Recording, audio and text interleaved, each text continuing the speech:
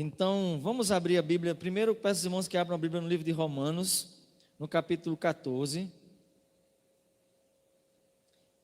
Se você já achou aí Romanos, capítulo 14, aí você pode abrir a Bíblia também em Filipenses, capítulo 2.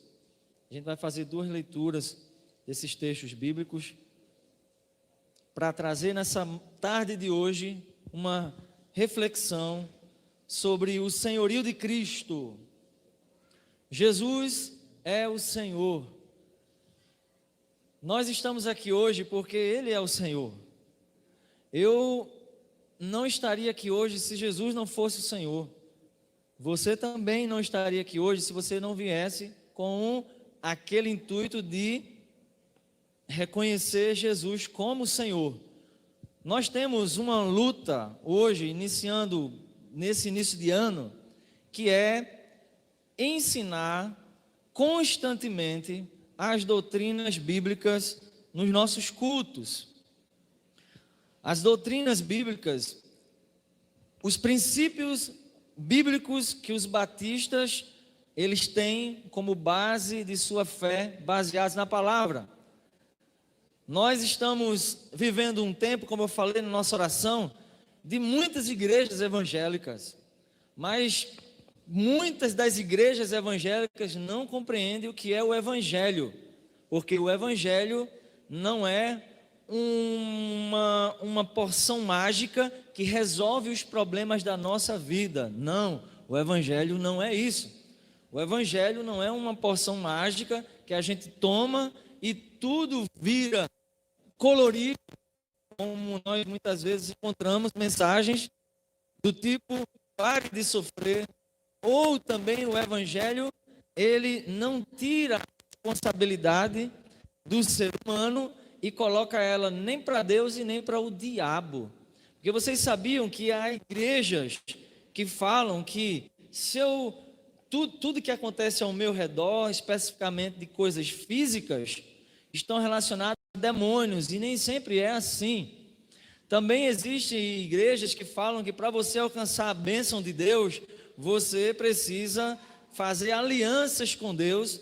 Muitas dessas alianças, às vezes, estão atreladas a dinheiro, a campanhas financeiras, para você alcançar a sua bênção. Esse é o evangelho que tem sido pregado por aí.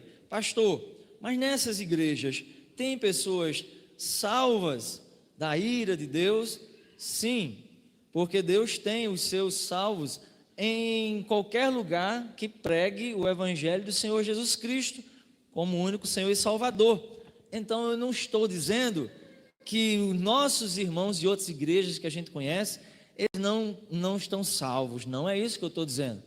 Eu estou dizendo que às vezes algumas pessoas, como sempre foi ao longo da história do cristianismo, e desde lá na Bíblia Sagrada, elas não apenas se deixam levar por ensinamentos que trazem peso e uma carga maior, quando Jesus diz assim, existe um fardo a carregar, o caminho é estreito, mas é o meu fardo que vocês têm que carregar, é aquilo que eu coloco para vocês. Então nós estamos vivendo dias, especificamente porque nós estamos nos dias finais, em que a gente precisa olhar para a nossa igreja, pregar para a nossa igreja, porque a gente está num contexto local, para que a nossa igreja batista, os membros sejam edificados com a palavra, que eles venham entender o que é a doutrina da igreja, que eles venham entender que o meu irmão de uma outra denominação, ele é um cristão, mas ele tem uma deficiência da compreensão da Bíblia, e que eu preciso respeitar ele,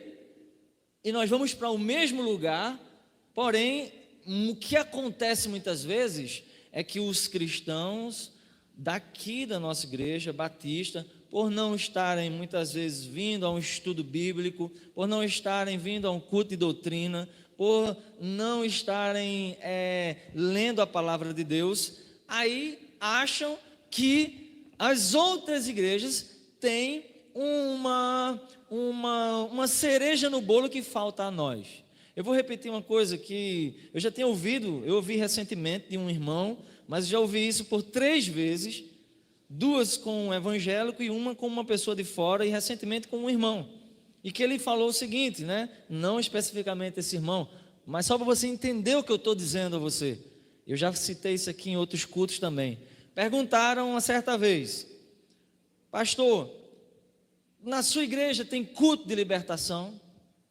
E aí nós dissemos que na nossa igreja todo culto é culto de libertação, porque o libertador está presente, que é Jesus, porque ele disse: onde estiverem 2 ou 3 reunidos, ele estaria presente. Então muitas vezes crentes batistas da nossa igreja: eu vou visitar a igreja tal porque hoje é dia de libertação, porque hoje é o dia da família, então vamos lá com a família, porque hoje é o dia. Então a igreja batista, nós que entendemos o evangelho diz que Jesus é o libertador. Ele diz assim, e conhecereis a verdade, e a verdade vos liberta. Quem liberta é a verdade, que é Jesus, ou é o pastor? Jesus. Jesus está aí do seu lado agora, o Espírito Santo está aí agora, o culto acontece aqui agora. Eu estou falando daquilo que Deus está me orientando, mas Deus já está falando coisas no seu coração. E enquanto eu estou falando aqui daquilo que eu entendo que Deus está me orientando, você está dizendo assim: Jesus, me liberta disso, você é o meu libertador. Você está aqui. Na igreja batista, quem cura é Jesus. Nós temos pessoas que foram curadas de câncer, nós temos pessoas aqui que foram curadas de outras situações. Recentemente, momentos de oração que fazemos, nós temos tido uma sensibilidade no direcionamento de Deus com palavras de conhecimento. Pessoas que chegam na igreja e são abordadas por membros da nossa igreja com um momento de oração, com uma palavra. As pessoas têm se quebrantado. Na igreja batista, o protagonista é Jesus Cristo. Não é o pastor, não é quem canta, não é quem toca. É você que chega, que percebe o visitante, que percebe o olhar triste do irmão, que chega até ele, que diz: meu irmão, o Senhor me deu uma palavra, não sei se você está bem ou não, mas eu percebi quando você entrou, eu senti algo aqui, eu queria dizer que você pode contar comigo. De repente aquele irmão vai dizer assim: meu irmão, eu precisava de uma palavra, Deus é real. Você sabia que às vezes as pessoas saem de casa e vêm para o culto e querem ouvir Deus, e muitas vezes a expectativa é que vai ouvir somente na hora da palavra, mas a igreja é um organismo vivo e Deus não está preso a esse momento agora da palavra, porque durante o culto você pode ser usado por Deus.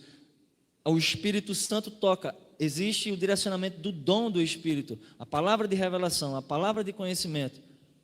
Só que muitas vezes nós, por não conhecermos a doutrina, então nós achamos que a igreja batista não acredita na revelação, na palavra de conhecimento, no direcionamento.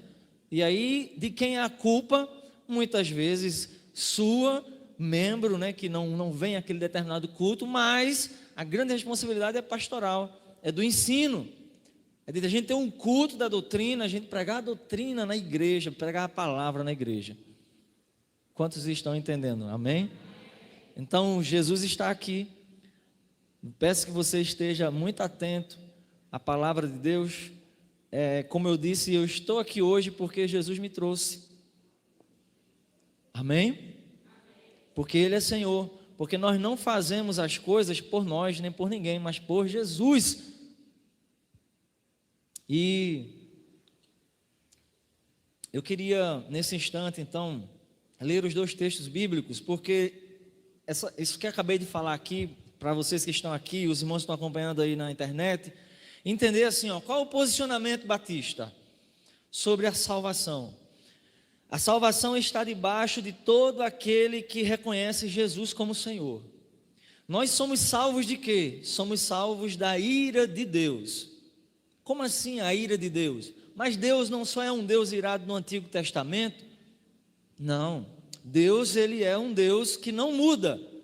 O mesmo Deus do Antigo Testamento é o mesmo Deus do Novo Testamento. Quando a gente diz assim, os crentes são salvos de quê? Da ira de Deus. Onde está escrito isso na palavra? Jesus. Jesus é o nosso alvo. Jesus, Ele é o nosso ensinador. Ele é o nosso Senhor. Eu queria que você pudesse abrir sua Bíblia, porque Deus está me direcionando nessa palavra aqui antes de entrar. Deixa salvo aí, já te falei, Romanos capítulo 14 e Filipenses capítulo 2, mas abre rapidamente aí. Eu quero que um irmão, 2 irmãos, que um leia com uma voz muito alta, João 3,16, e um outro irmão leia com uma voz muito alta, João 3,36. tá? João 3,16, que é muito conhecido, e João 3,36, para você entender algo precioso, antes da gente entregar rapidamente aqui aquilo que Deus colocou no nosso coração. Nós estamos vivendo tempos finais, tempos em que a gente precisa entender o que é que a minha igreja prega. Eu sou um crente batista, eu não vou ser salvo porque eu sou batista, mas eu preciso entender que na igreja batista se prega uma doutrina, uma palavra, e eu preciso a cada dia me familiarizar com os ensinamentos doutrinários, porque olha gente, hoje muitos de nós fazem self-service. Então hoje eu estou na igreja tal, amanhã estou na igreja tal, semana que vem estou na igreja tal, depois de 2 meses, 3 meses sem aparecer na igreja, eu caio de paraquedas na igreja batista, e não é assim. A Bíblia manda a gente congregar, a Bíblia manda a gente consolidar um ministério, a Bíblia manda a gente desenvolver os nossos dons numa igreja local. Então esse é um tempo da gente edificar a igreja, e a palavra, eu rogo a Deus que a palavra pregada no púlpito, nos bíblicos, nos grupos ministeriais, nas equipes de ministério, que toda palavra seja uma palavra voltada para a doutrina da igreja, a edificação da igreja, para a valorização de cada membro, desde o novo convertido a um mais antigo na igreja. Amém? E nisso eu preciso da ajuda de todos vocês. Essa é uma palavra que eu estou entregando à igreja, mas preciso que vocês tornem isso vivo. Como que eu torno isso vivo, pastor? Quando eu me apresento a estar num culto, e quando eu escalado a pregar, a dirigir, eu lembrar de trazer uma palavra baseada naquilo que é o ensinamento correto da Bíblia. Então veja, leia aí, na verdade eu vou fazer um desafio aqui, na verdade um desafio fácil. O João 3,36 não pode ser lido, tem que ser dito decorado, porque todo mundo já conhece, né? Então vamos lá, então vamos dizer todo mundo junto, João 3, apesar que Maria já botou aqui, né? Enfim, João 3,16 é o texto mais conhecido da Bíblia, juntamente com o Salmo 23, são os 2 textos mais conhecidos da Bíblia, mais citados pelo menos, né? Vamos ler todo mundo aqui? Vamos lá? Porque Deus amou o mundo de tal maneira que deu seu Filho unigênito, para que todo aquele que nele crê não pereça. Então esse é o texto que fala sobre o que aqui? Amor, né? Qual é o verbo mais importante aqui? Amor. Deus amou o mundo. Nesse mesmo capítulo, no versículo 36, a gente lê isso aí. Vamos ler todo mundo junto então? Vou desfazer o que eu pedi aí, tá? Já que está aqui, vamos ler todo mundo junto. Aquele que...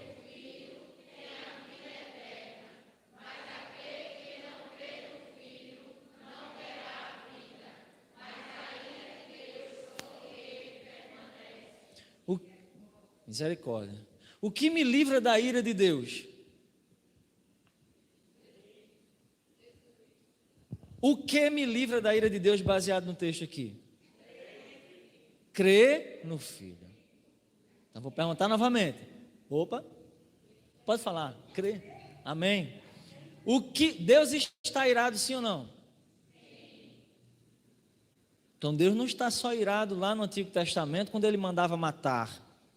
A gente tem que entender que num contexto histórico da época, geográfico, de povos nômades, tomando conta de uma região, e Deus falou para Moisés, vai para essa região, mas essa região, quando o povo chegou lá, já estava habitada, então o povo tinha que lutar para tomar posse daquilo que Deus havia prometido, desde lá a Abraão. Então num contexto de guerra, Deus precisava guerrear pelo seu povo, num contexto de exterminar os inimigos, para não levar um problema mais para frente. Em algumas situações os povos tinham que ser exterminados, mas isso é num contexto lá atrás, dentro de um contexto histórico, geográfico, que era necessário. Porque aí alguém diz assim, mas no Novo Testamento Deus é amor. Quantos já ouviram dizer que Deus é amor? Deus é amor, né? Não vai condenar ninguém. Mas o próprio Jesus, detalhe, Jesus fala que Deus está irado. O que nos livra da ira de Deus, por isso que nós somos salvos da ira de Deus. O que nos livra da ira de Deus é crer em Jesus. O ato de crer em Jesus, eu creio que isso aqui é água. Então, eu creio que isso aqui é álcool. Porém, o álcool é da mesma cor da água. Eu creio que quando eu estou com sede, eu não devo tomar o álcool. Eu tomo, né, Riquelme? A água. Crer, então, é o quê? Obedecer. É reconhecer. Crer não é acreditar que Jesus existe. Crer é estar sob a sua submissão. É por isso que um dos princípios batistas, nós temos 7 princípios batistas. Hoje eu quero falar sobre o senhorio de Cristo. O que significa isso? Jesus é Senhor. Os batistas, eles defendem ao longo da história, Jesus Cristo é o Senhor.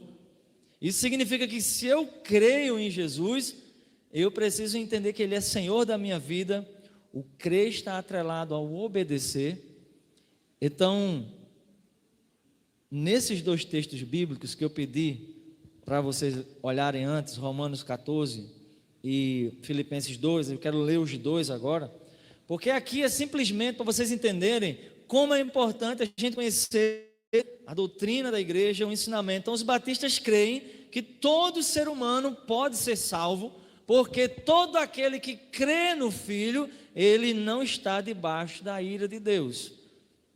Então, os meus irmãos de outras denominações podem sim encontrar salvação em Jesus, mas podem encontrar nesse caminho da salvação também muita coisa, muita ordenança de homem, muita liturgia de homens, muitos ensinamentos que não estão na palavra. Nós cremos em revelação, eu creio. Já chegaram para mim com palavra de revelação. Uma vez eu estava sendo tentado, eu estava num ministério, estava no seminário, eu já contei essa história algumas vezes para vocês, mas vou contar em detalhes agora, só rapidamente. Mas eu entrei numa situação que o diabo ia arruinar a minha vida, e Deus fez com que uma irmã da igreja congregacional passasse uma boa parte da noite orando pela minha vida. E na semana seguinte ela disse: orei pela sua vida de tal hora a tal hora. E eu disse: olha, muito obrigado, porque se não fossem suas orações, o diabo tinha destruído minha vida. Deus deu uma palavra de revelação àquela mulher, que toda vez que ela se deitava na cama para dormir, ela ouvia uma voz no seu coração que dizia: ore por Eri, ore por Eli. Ela ficou tão impactada com aquilo, que ela acordou a tia dela, que ela estava na casa da tia nessa semana. E aí ela disse: tia, eu não estou entendendo, me ajude, vamos orar aqui. Você é um amigo meu do interior, que faz curso no seminário, ore por ele, ore por ele. No exato momento que ela parou de orar, foi o exato momento que Deus estava me livrando de uma situação que poderia ter arruinado minha vida. Então eu creio na revelação, mas eu não creio que eu precise dizer assim: Viviane, fique em pé aí, você de blusa verde, olhe, isso. Irmã que está ali de saia vermelha, se levante, isso, porque esse tipo de atitude não está na Bíblia. Agora eu creio que assim que terminar aqui o culto, e eu estiver me despedindo dos irmãos, e eu olhar para Vivi, e Deus me dá uma palavra de revelação, e eu liberar para a vida dela uma palavra, isso é possível, isso é bíblico. Agora a gente precisa entender que, enquanto batistas que somos, nós precisamos a cada dia mais zelar por essa palavra que nos foi passada, num rastro de sangue de milhares e milhares de homens, não só na história lá atrás, mas na história da fundação dessa igreja aqui, não é, pastor Francisco? Onde houve tiroteios, onde houveram mortes. Então há uma história a ser honrada.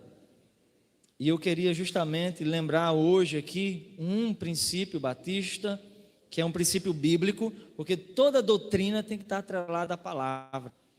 E esse princípio é o senhorio de Cristo. O que quer dizer Cristo como Senhor? Vamos ler 2 textos fundamentais aqui para a gente compreender esse senhorio de Cristo, o de Romanos capítulo 14, a partir do verso 8. Romanos 14, verso 8 e 9.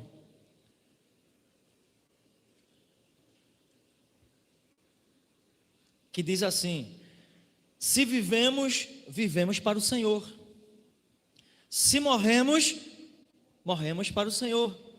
Assim, quer vivamos, quer morramos, pertencemos ao Senhor. Por esta razão, Cristo morreu e voltou a viver para ser Senhor dos vivos e dos mortos. Amém? Se vivemos, vivemos para o Senhor. Se morremos, morremos para o Senhor. Filipenses 2, verso 9, 10 e 11. Filipenses capítulo 2, verso 9, 10 e 11. Estamos falando sobre o senhorio de Cristo.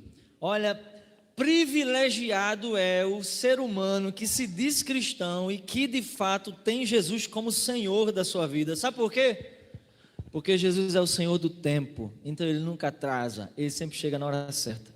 Porque Jesus é o Senhor de toda compaixão, porque quando uma viúva vinha passando por Naim, Jesus não olhou que aquela viúva estava pedindo alguma coisa, até porque a viúva não pediu nada. Esse é um dos milagres que a pessoa não pediu, e aí Jesus sente simplesmente compaixão, porque Ele é Senhor de toda compaixão. Então os benefícios de reconhecer Jesus como Senhor são maravilhosos. O Senhor Jesus, Ele é sensível. Eu lembro dessa história da viúva de Naim, que está no capítulo 7 de Lucas, que se uma pessoa tivesse morta, se alguém tocasse no cadáver, era considerado impuro. Sabe o que Jesus faz diante daquela mãe chorando pelo seu filho? Jesus toca no cadáver, porque quando é para atender a necessidade do homem, o Senhor da sensibilidade, o Senhor de toda compaixão, Ele não está nem aí para os rituais religiosos da religiosidade. O que era que um fariseu dizia: se você tocar num defunto, você está impuro. Isso é o que a lei cerimonial dizia. Milhares e milhares de leis cerimoniais criadas pelos homens, não por Deus.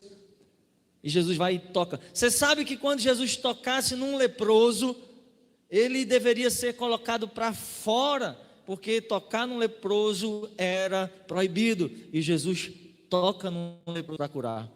E por quê? Porque Ele é o Senhor de toda compaixão.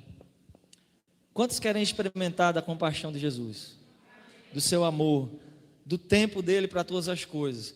Essa é a parte boa, é a parte que a gente se sente motivado a ouvir, porque eu tenho um problema, então eu quero que Jesus escute o meu problema. Eu estou dizendo para você, Ele sabe do seu problema, Ele não esqueceu nenhum de nós, porque Ele é Senhor do tempo, Ele é Senhor da sensibilidade, Ele sabe qual é o limite da sua força. Mas antes, entenda algo poderoso, reconheça Ele dentro do que a gente está lendo aqui, ó. Filipenses 2, vamos ler aqui do 9 ao 11.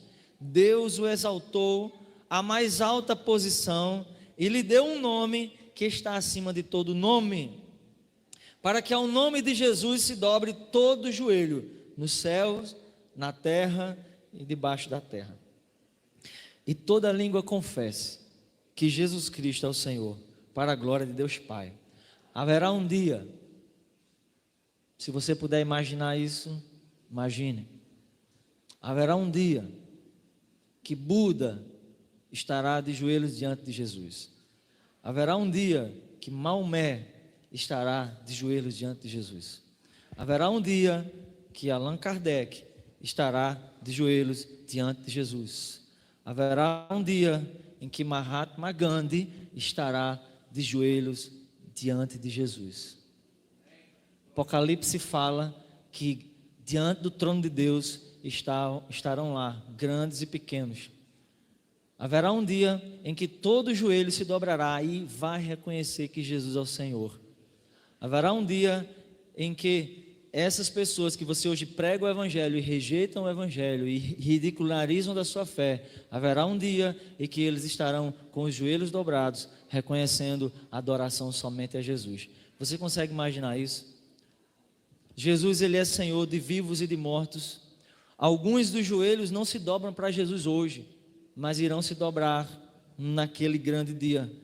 Felizes somos nós, que se realmente, verdadeiramente dobrarmos nossos joelhos, podemos dobrar nossos joelhos hoje e reconhecer Jesus como Senhor.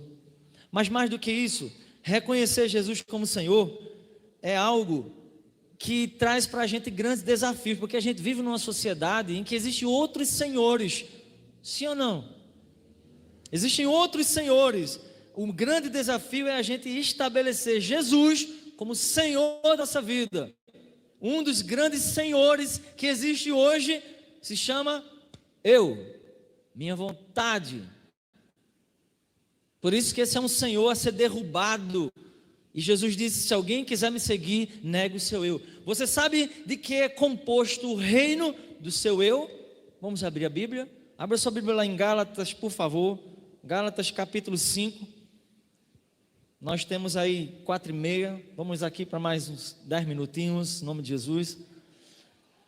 Primeiro Senhor a ser derrotado é você mesmo. O seu eu é um Senhor. Tem pessoas que não se aperceberam disso ainda. E o Evangelho só faz sentido na vida de quem entende que não vive mais para si, mas para Cristo. É por isso que eu preciso entender se Jesus de fato é Senhor ou não. E eu preciso que você receba essa palavra com muito carinho, muita atenção e reparta essa palavra, para que você entenda e tente discernir hoje quem é Senhor na tua vida, se Jesus de fato ou se outros senhores. Então, Gálatas capítulo 5, a partir do verso 19, coloca aí em cima, por favor, Maria. Gálatas 5, 19, do 19 até o 21, então bota aí o 19 mais para frente. Olha só, daqui está constituído, olha, levanta a mão todo mundo assim bem alto. Todos vocês, eu aqui, nós temos uma luta a travar, pode baixar, isso aí, só para esticar o braço. Nós temos uma luta com o nosso eu. Jesus, ele falou: se alguém quiser me seguir, negue o seu eu, tire do trono você. As ciências hoje, e o mundo que a gente vive hoje, exalta muito o seu eu, o seu potencial, sua capacidade, o seu ego, o superego, o alter ego. E a gente tem que entender que as ciências têm o seu lado importante, mas que muitas situações afastam o homem do senhorio de Cristo, da dependência dele. Seu eu tem que morrer. Ô pastor, de que constitui do meu eu? Vamos lá? Isso aqui somos todos nós. Meus irmãos, vamos parar de achar que prostituta é só quem está lá fora. Vamos parar de achar que adúltero é só quem está lá fora. Vamos parar de dizer assim: eu nunca matei ninguém, mas quantas vezes eu menti? E a parte que cabe aos mentirosos está onde? No lago de fogo. Então todos nós somos isso que está aqui, porque é obra da carne. O reino do eu está descrito aqui, Gálatas capítulo 5, a partir do verso 19. Esses primeiros pecados aqui ligados à área da sexualidade. Isso a gente vê hoje numa criança. As crianças estão perdendo a consciência da pureza desde os seus mais tenros anos de idade. Mas isso faz parte da natureza humana. O quê? Vamos lá? Adultério, prostituição, impureza, lascívia. Tudo isso aqui é bom. Volta lá, Maria. Tudo isso aqui é bom, porque isso satisfaz a carne. Quando eu estabeleço Jesus como Senhor, eu arrumo um confronto direto com isso aqui. É como diz a história, uma vez eu li uma frase que dizia assim: depois que eu entreguei minha vida a Jesus, nunca mais eu pequei em paz. Porque todas as vezes que eu dou lugar para a minha natureza, que nós já nascemos assim maus, eu encontro um confronto com Jesus. Então as pessoas lá fora, elas não têm limite. E elas se enveredam pelos caminhos do seu eu. Faz parte da natureza do eu satisfazer a natureza carnal, que envolve essa parte da sexualidade. Mas o que é que o cristão que tem Jesus como Senhor ele faz? Ele luta contra isso. Ele não está isento disso. Olha, entenda uma coisa muito importante aqui. Ele não está isento disso aqui, mas é uma luta que ele tem. Então, uns cristãos lutam mais com essa área daqui. E outros cristãos, vamos lá? Próximo. Idolatria e feitiçaria. Essas duas coisas aqui, essas duas partes aqui, idolatria e feitiçaria tem a ver com a religiosidade. No nosso eu, muita gente acha que sabe o que está fazendo. E estão muitas vezes prestando culto, muitas vezes a pastores, muitas vezes a determinadas situações. No contexto lá que Paulo está falando, muitos que se diziam cristãos estavam agindo com idolatria. Estava agindo com feitiçaria. Hoje existe muita feitiçaria moderna. Gospel, podemos dizer assim. Traga foto. Troque sua foto, deixa a foto aqui que eu vou abençoar 500 fotos que trouxeram. Deus não precisa que você traga foto de ninguém para abençoar, porque Deus conhece não só a foto do seu filho, mas as células do seu filho Deus conhece. É uma rosa, é um pouco de água, mas o ser humano é carente do que vê. E aí o diabo entra nisso aqui. É a adoração a Deus por meio de fulano, ciclano, beltrano, tetrano. Então, para chegar até Jesus, se Jesus não ouvir, então fulano ouve. Mas Jesus, como Senhor, Ele estabelece um relacionamento direto com a gente. Você crê assim? Então, amém. Mas faz parte da natureza. Às vezes eu, às vezes você, a gente se envereda por essas áreas aí, mesmo tendo uma Bíblia. É o pensamento, a consciência religiosa. Olha só, outra área do eu está aqui, que é a área dos relacionamentos interpessoais. O que é que acontece no nosso eu? O que é que faz parte? O que é que eu e você somos? Isso aqui, ó. Desenvolvemos inimizades, porfias, que são discussões, emulações, que são pensamentos equivocados a respeito de A, B ou C, iras, pelejas, dissensões, heresias. 21, invejas, homicídios, bebedices, glutonarias. Aí você diz assim, eu não faço nada disso. Mentira. Você é uma bomba, um potencial para praticar tudo isso aqui e muito mais. Todos nós somos. E é por isso que a nossa luta é diferenciada. Então, uns irmãos têm uma dificuldade com alguma área dessa, outros têm dificuldade com outras áreas, outros têm dificuldade em áreas muito ocultas, porém todos nós estamos lutando para estabelecer Jesus como Senhor. Então antes você podia ser uma pessoa invejosa, agora você entregou a vida para Jesus, a inveja não vai sair de você não, benção. Você continuará sendo alguém invejoso, mas agora há uma força sobrenatural chamada Espírito Santo, que é Deus, e que Ele vai, a exemplo aqui, contrapartida a essa natureza carnal, que é a sequência dos textos bíblicos, que seguem aí no Gálatas, Ele vai justamente estabelecer na sua vida, na minha vida, o reino de Deus. Então você vai ter domínio próprio. Olha, muitas vezes você vai estar sentindo a inveja. Escuta, preste atenção para aprender. Você vai estar sentindo a inveja, pastor, mas eu sinto. Mas o Espírito Santo vai te dar domínio próprio. E outras vezes você vai vencer aquela inveja. Algumas vezes você vai ter vontade de socar alguém na parede, por causa da ira. Mas o Espírito Santo vai te dar domínio próprio. Aí na hora da ira, talvez por isso o apóstolo Paulo disse assim, irai-vos e não pequeis. Jesus disse assim, não nos deixe cair na tentação, porque a tentação virá. Então o que a gente está entendendo aqui? Que ter Jesus como Senhor é estabelecer uma luta direta contra tudo aquilo que eu sou. Por isso que a gente diz assim, o cristão que não enfrenta luta, ele tem que rever a vida dele. Porque ele está ali de boa, né? De repente, ele lembrou lá de uma música que ele ouvia no mundo, quando ele estava vivendo lá no mundo. É Rodrigo, né? Um exemplo, né, Rodrigo? Aí deu vontade de ouvir aquele pagode. Porque é gostoso, porque música é algo bom, né? Mas aquilo que não traz glória para Deus não pode ser bom. Então o Rodrigo vai dizer assim: veio à vontade, mas o Espírito Santo atuando nele é maior. Ele diz: eu vou botar um louvor. Mas o fato da vontade vir não significa que Rodrigo é do diabo. Significa que Rodrigo está sendo tentado, mas ele está decidindo quem é Senhor na vida dele. Quem está entendendo? Amém?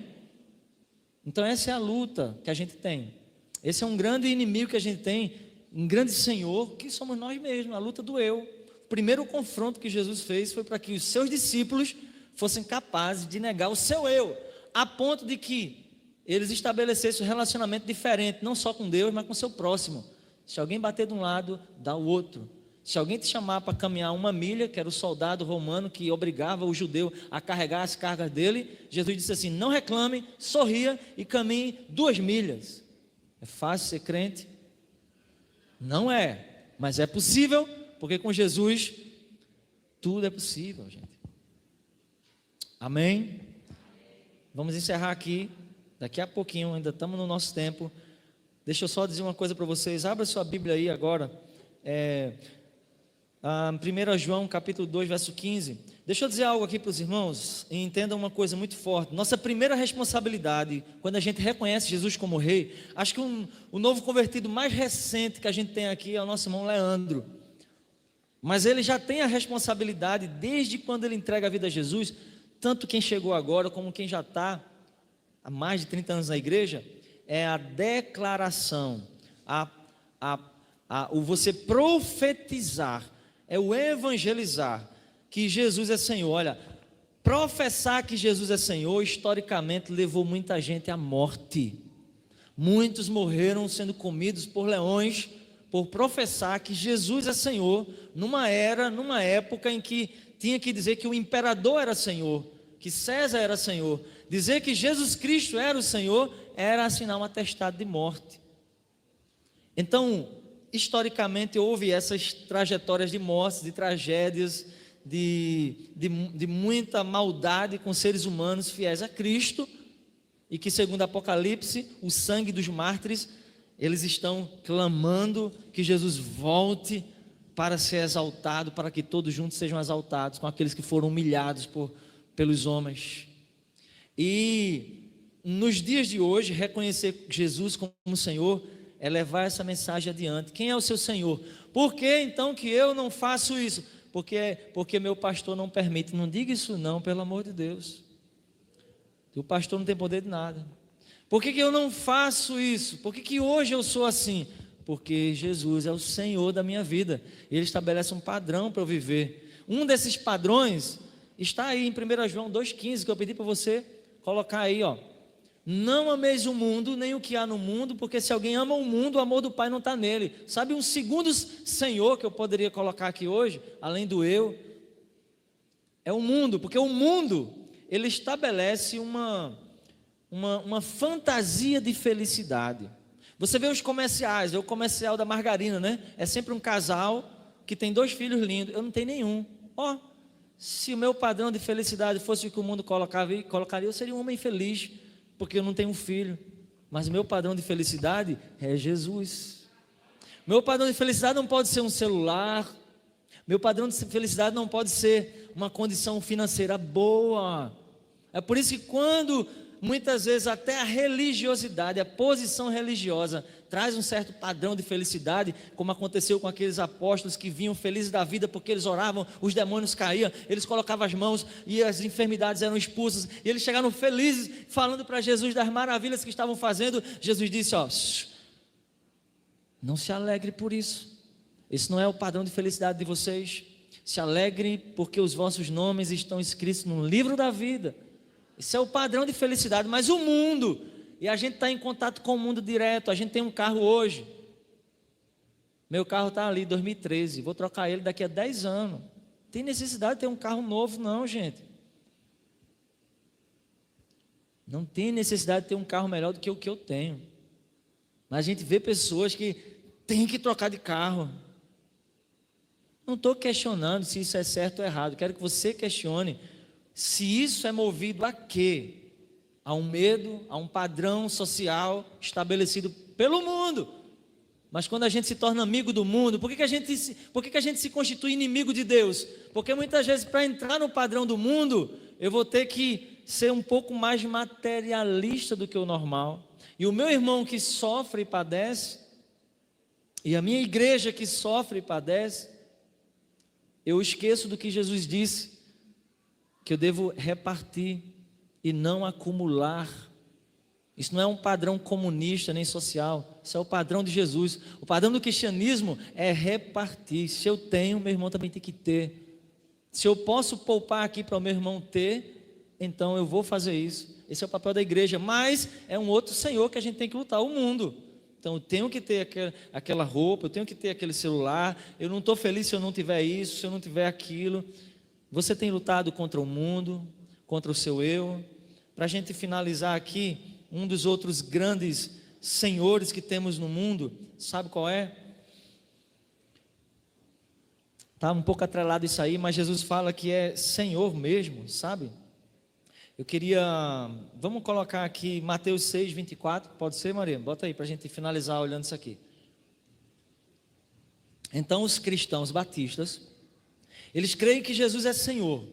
Para estabelecer Jesus como Senhor, muitas vezes eu tenho que ter uma vida de humildade, de reconhecer que o outro, meu irmão, por mais que ele tenha pecado, ele não é pior do que eu jamais. Porque mesmo que eu não tenha mentido, matado, estuprado, mas eu sou tão pecador quanto ele, porque eu sou feito da mesma matéria que ele, porque eu sou carne. Então os cristãos batistas, eles são orientados a viver em humildade, a saber acolher quem chega, a saber ir atrás de quem foi. Esse é o nosso padrão, gente. Somos batistas não para andar com superioridade, somos cristãos congregando dentro de uma igreja batista. Então há um padrão. Estabelecer Jesus como Senhor é lutar contra o nosso eu. Agora vejam bem, não é 1 João não, tá, Maria? É Mateus. É esse mesmo? Ok. Queria que vocês prestassem muita atenção nisso aqui. Muita atenção e muito cuidado, gente. Eu tenho falado um pouco disso com muito carinho para a igreja. Porque graças a Deus, diga graças a Deus aí. Nós estamos vivendo financeiramente a melhor fase da Igreja Batista em plena pandemia, em plena crise. Só ouviu glória a Deus de Rodrigo. Glória a Deus. Você consegue entender isso? Então, teoricamente, a igreja não precisa de um centavo de quem não tem ofertado. Se você não tem trazido sua oferta, se você não tem dizimado o Senhor, a igreja local, as necessidades, esse ar-condicionado, no final do mês vai chegar 400 cacetada. Se você não trazer sua oferta, vai estar sendo pago do mesmo jeito. Sabe por quê? Porque Jesus é o Senhor da igreja. Então eu não estou falando aqui sobre isso aqui que Jesus fala, e olhe que é Jesus que está falando, tá, gente? Eu não estou falando isso porque a igreja está precisando. Igreja não é uma instituição de caridade que precisa da sua benevolência. Igreja, ela é uma agência do reino de Deus na terra. Com ou sem você, a obra é feita, embora a conta chegue lá na frente. Agora veja o que Jesus diz aqui: ninguém pode servir a dois senhores. Por quê? Entenda que Jesus está falando assim, quando ele fala de senhor, ele fala de escravo. Então nenhum escravo tem dois senhores, entenda isso. Temos 10 minutos para terminar, entenda isso. Hoje está todo mundo feliz, porque se der 5 horas aí, já era. Ninguém pode servir a dois senhores. Por quê? Ou há de odiar um, ou amar o outro.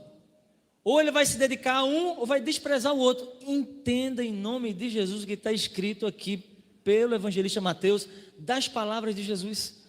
Jesus está falando aqui de dinheiro. Jesus está falando aqui de mamon. Está aqui, está na sua Bíblia. Não podeis servir a Deus e... Você sabe o que é mamon? Dinheiro. Jesus está combatendo aqui a corrupção no templo e está dizendo que os discípulos dele têm que ser diferentes. Mas hoje existem milhares de cristãos, talvez você aqui mesmo, que você ache muito mais fácil. É muito mais fácil tirar R$ 30 e comprar uma pizza daqui a pouco, do que ali no ofertório, no gasofilácio, sem ninguém ver, porque ninguém precisa ver, você depositar lá R$ 30 com alegria no coração. Eu não estou pedindo para você fazer isso, estou pedindo para você se examinar. Sabe que no Antigo Testamento o padrão era uma continha chamada 10%. Com 10%, que se chamava o dízimo, eles tiravam 10% de hortaliças, de animais, havia mantimento na casa do Senhor. Para quê? De acordo com Deuteronômio 14, 27, para servir para a viúva não passar fome porque era desprezada, para o estrangeiro não passar fome porque nas terras nômades haviam muitos povos estrangeiros que se agregavam para continuar na jornada pela vida, para que o levita, que ele não, o órfão, que ficava órfão, e o levita, que foi aqueles da tribo de Levi, que não receberam a herança na divisão da terra, e eles ficaram especificamente por serviço no tabernáculo. E Deus disse assim: olha, ele institui uma quantia de 10% dentro da lei, para que aquilo fosse obrigatório. Todo o povo de Israel tinha que fazer aquilo, era 10%, é o que a gente chama de dízimo. Sabe que com Jesus e a igreja, ela superabundou esse padrão. Na época do Novo Testamento, o padrão agora, Jesus está dizendo aqui, o padrão agora não é mais 10%. A igreja do Novo Testamento, ela experimenta o que a gente chama de generosidade. Uma explosão de generosidade, amor.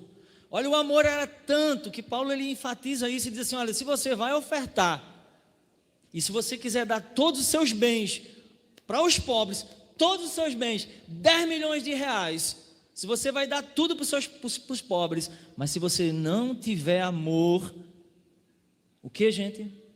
De nada adianta. Sabe o que acontece na igreja primitiva? O fenômeno, o seguinte: quem dá mais?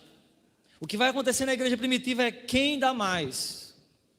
E aí é onde o diabo também entra. Porque não é só você liberar e ficar livre de mamon, mas é você também não querer fazer para aparecer. Esse é um outro extremo. No Novo Testamento, a luta de Paulo foi para que os cristãos não aparecessem. Por isso que Paulo dizia assim: Deus ama quem dá com alegria, tá, Vivi? Você lembra de Ananias e Safira? Eles chegaram, eles ofertaram a Deus metade de uma coisa que eles venderam. Mas eles fizeram isso porque eles olharam para Barnabé, e Barnabé ele vendia suas propriedades e dava tudo aos apóstolos, para os apóstolos repartir com todos, porque lá em Atos capítulo 2 diz que todos tinham tudo em comum, porque a igreja estava livre de mamon, porque a igreja estava adorando somente a Jesus. Agora o que acontece? Sempre vai ter aqueles que vão dar lugar para a carne. Aí Ananias olhou e disse assim: olha, Barnabé vendeu os terrenos dele, vamos fazer isso também, mulher, vamos lá. Mas Pedro não pediu, ninguém pediu para ele fazer isso. Mas aí ele chega, vende um terreno lá, a Bíblia não fala o valor, mas diz que ele pegou uma parte. Entenda que não é a quantidade, entenda que é o que está no coração. Agora é o seguinte: eles chegam lá, eles dizem: vendemos o terreno por 10 mil. Mentira, eles venderam por 20, né? Vamos supor. Eles pegaram uma parte dos 10 mil e disseram: está aqui. Veja bem, metade é muito mais do que 10%. Quem está entendendo? Metade é 50%. Então, se o terreno era 20, 10% seria 2 mil, correto? Não é isso, Vivi? 10% de 20 é 2 mil reais. Eles chegaram lá com 50%. Chegaram com quanto? 10 mil reais. Mas, no entanto, quando eles colocaram lá diante dos pés dos apóstolos, os apóstolos disseram: vocês mentiram. Não, mas a gente está dando mais do que 10%. Vocês mentiram, vocês vão morrer aqui agora, por causa do desejo de aparecer. Então, no Novo Testamento, o combate, ele vai ser para que, apesar de superar mamon, que é o amor ao dinheiro, porque dinheiro não é problema não, viu? Dinheiro é bênção. Diga amém? E Deus quer prosperar. E se você ama a casa do Senhor, saiba de uma coisa: Deus tem um interesse enorme de te prosperar. E a Bíblia diz assim: quem é fiel no pouco, é fiel no muito. Então não venha dizer que você está passando por uma necessidade, que você não pode trazer uma oferta para a igreja. Por isso que nessa visão você nunca vai prosperar, porque isso é bíblico. Quem semeia pouco, colhe pouco. Paulo fala isso num contexto de ofertas. Mas o que é que diz aqui? Que quem fica livre de mamon ainda pode encontrar um outro problema, que é o seu eu, o orgulho. Então eu vejo hoje na igreja, para a gente, 5 minutos para a gente encerrar aqui, fazer nossas considerações finais, Um grande problema que a gente tem, que atrapalha a vida dos crentes, é esse, o seu eu. Então, quando eu não estabeleço uma luta diária do meu eu com Jesus, Jesus é o Senhor, senta no trono, Jesus. Eu tenho que negar o meu eu tenho que deixar o meu orgulho de lado, eu tenho que lutar, cair, Jesus, me ajuda, cair de novo, mas me ajuda, me levanta, vamos lá. É uma perseverança constante. É uma luta contra o que está passando na TV, nas vitrines, as promoções, o que o mundo estabelece, o que é bonito. Até hoje eu estou com essa minha aliança fininha, porque Maria pede uma aliança mais grossinha, que é mais bonitinha, eu também acho. Mas só quando a gente tiver condições de comprar uma aliança mais grossinha, não é, amor? Então assim, a gente luta direto contra um padrão, não é, Rodrigo, com Shirley? É verdade. E às vezes isso gera briga ou não gera? Porque eu quero que ela saia rodada. E às vezes dá briga. Dá briga. Entendeu? Então é o padrão do mundo. Aí a gente tem essa luta contra o quê? O apego aos bens materiais, o apego. Gente, isso é sério.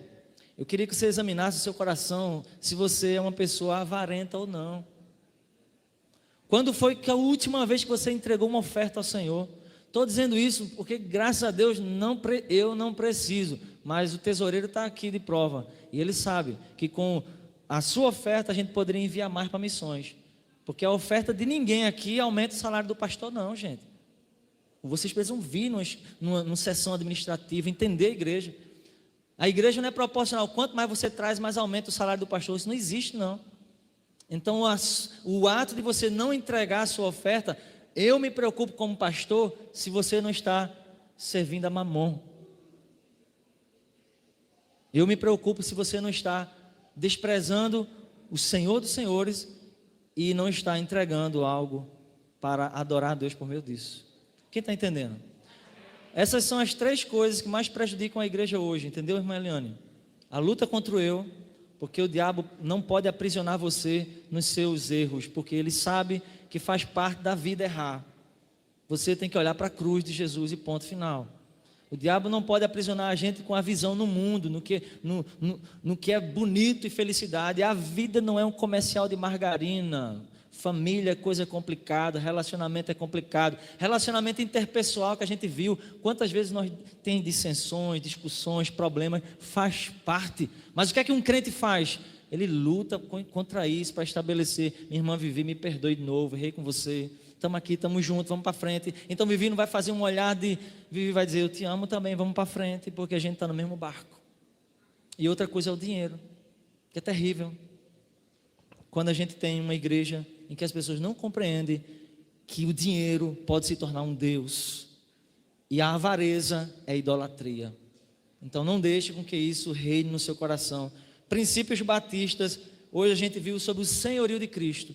Ele é Senhor, Ele precisa ser Senhor do meu bolso, quem manda é Ele. Ele precisa ser Senhor dos meus olhos, minha visão está na eternidade, não está na roupa nova. Se eu puder ter, eu tenho, se eu não puder ter, eu estou feliz assim.